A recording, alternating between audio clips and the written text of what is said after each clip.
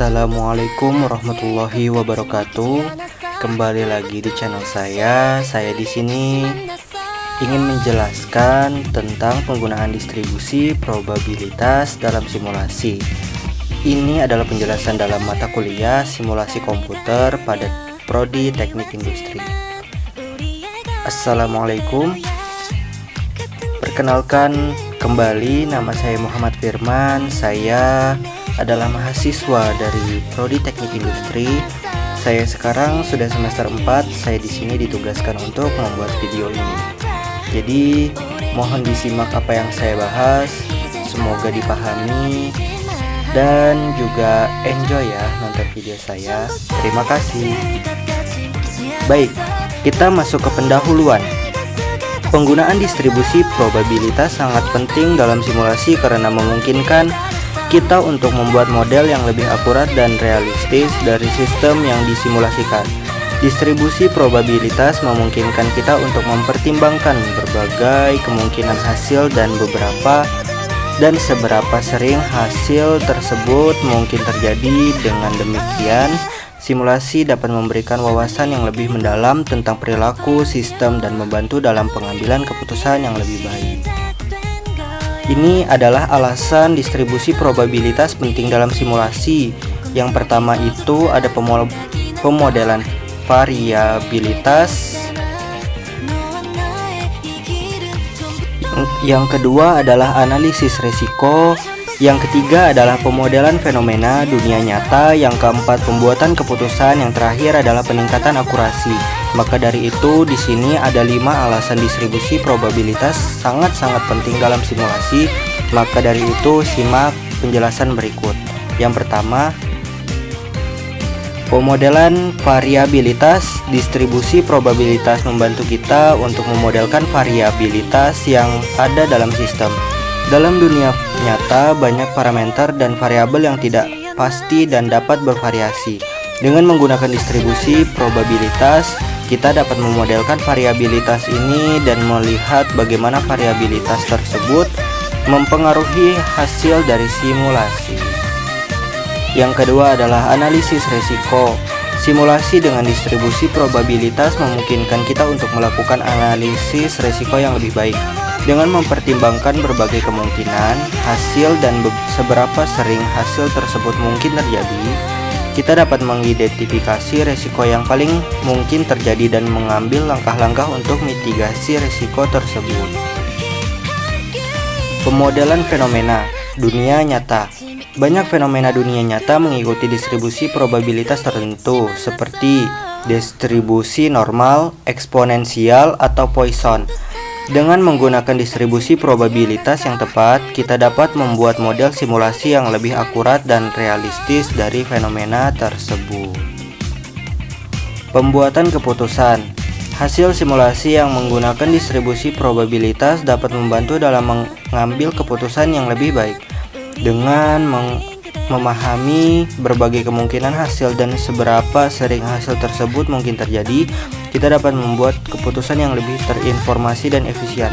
Istilahnya itu, dari semua alasan-alasan penting, ini semua adalah salah satu yang harus dilakukan ya. Pembuatan keputusan itu tuh harus benar-benar akurat. Jadi kalau misalnya kita sudah membuat keputusan, itu tuh kita harus mencoba dulu. Jangan sampai kita sudah membuat keputusan, pada saat kita membuat keputusan itu salah. Jadi nanti pembuatannya itu tuh jadi acak-acak gitu. Jadi kita kalau misalnya membuat keputusan itu tuh harus akurat, harus teliti. Jadi jangan sampai ada kesalahan lagi. Peningkatan akurasi. Dengan mempertimbangkan variabilitas dan risiko, simulasi dengan distribusi probabilitas dapat menghasilkan hasil yang lebih akurat dan andal dibandingkan dengan simulasi yang hanya menggunakan nilai-nilai deterministik. Jadi istilahnya tuh, kita harus meningkatkan akurasi kita untuk mempertimbangkan variabilitas itu dan risikonya. Jadi kita tuh harus meningkatkan terus menerus, jangan sampai kita tuh udah stop di situ aja, jangan. Jadi kita tuh harus meningkatkan terus. Jadi nggak boleh stop. Kalau misalnya kita stop hanya sampai situ aja, kita meningkatkannya hanya sampai titik itu saja, maka simulasi yang kita jalankan itu nggak bakal maju ya. Itu simulasi nggak bakal maju. Jadi kita tuh harus teliti dalam peningkatan akurasi yang akan kita buat gitu loh. Jadi jangan sampai nilai-nilai ini, nilai-nilai deterministik ini itu akan menjadi error di dalam simulasi komputer. Nah, ini adalah contoh bagaimana memilih dan mengaplikasikan salah satu jenis distribusi dalam software. Penggunaan distribusi probabilitas dalam simulasi penting karena distribusi ini memungkinkan kita merepresentasikan ketidakpastian dan variasi alami dalam sistem nyata. Dengan menggunakan distribusi yang tepat, kita dapat mensimulasikan perilaku acak berdasarkan data historis atau asumsi teoritis sehingga hasil simulasi menjadi lebih realistis dan dapat diandalkan untuk mengambil keputusan. Nah, ini adalah contoh pengaplikasiannya. Contoh pengaplikasian jenis distribusi dalam software, yaitu dalam simulasi waktu tunggu nih, ini contohnya ya. Mohon diperhatikan dulu.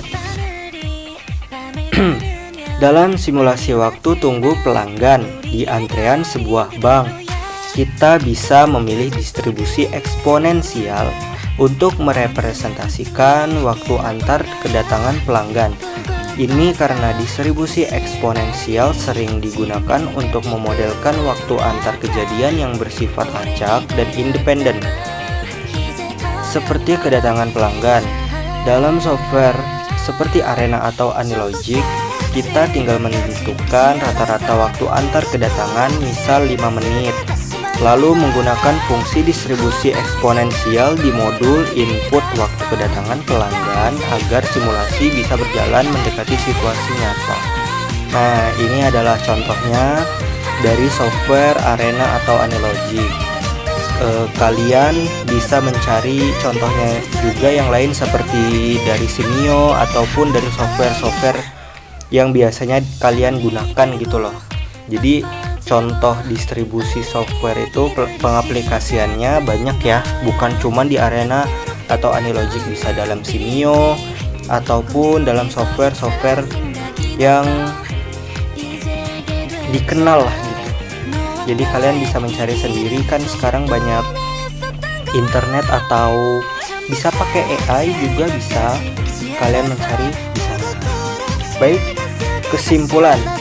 Kesimpulannya, distribusi probabilitas sangat penting dalam simulasi karena membantu merepresentasikan ketidakpastian dan variasi yang terjadi di dunia nyata, sehingga membuat hasil simulasi lebih akurat dan bermakna. Pemilihan distribusi yang tepat, seperti menggunakan distribusi eksponensial untuk waktu antar kedatangan pelanggan, memungkinkan simulasi menggambarkan perilaku sistem secara lebih realistis dan mendukung pengambilan keputusan yang lebih baik. Baik, sekian dari saya. Kurang lebihnya mohon maaf. Itu saja yang bisa dapat saya sampaikan. Wallahul muwaffiq ila aqwamit thoriq. Wassalamualaikum warahmatullahi wabarakatuh. Alhamdulillah.